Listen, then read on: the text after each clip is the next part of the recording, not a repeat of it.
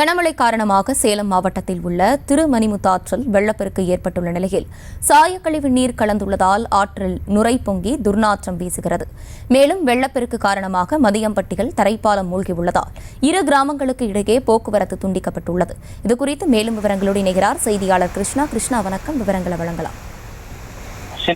சேலம் மாவட்டம் ஏற்காடு மலை அடிவாரத்திலிருந்து திருமணிமுத்தாறு தொடங்கி சேலம் நகர பகுதி ஆட்டையாம்பட்டி, மதியம்பட்டி, எலச்சிபாளையம் உள்ளிட்ட வழியாக சென்று திருமணிமுத்தாறு இறுதியாக காவிரி ஆற்றில் கலக்கிறது.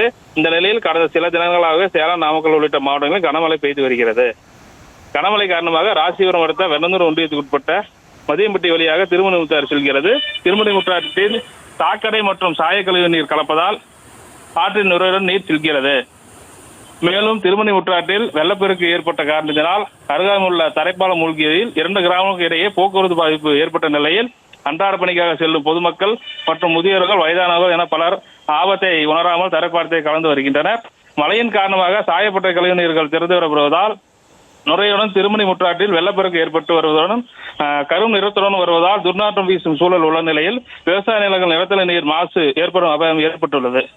இதுபோல மழை வரும் காலங்களில் சாயப்பட்ட கழிவு நீர்களை திறந்துவிடும் மர்ம நபர்கள் மீது மாவட்ட நிர்வாகம் உரிய நடவடிக்கை மேற்கொள்ள வேண்டும் என அப்பகுதி விவசாயிகள் கோரிக்கை விடுத்துள்ளனர். விவரங்களை வழங்கியமைக்கு நன்றி கிருஷ்ணா. செய்திகளை உடனுக்குடனும் துல்லியமாகவும் தெரிந்து கொள்ள சப்ஸ்கிரைப் பண்ணுங்க.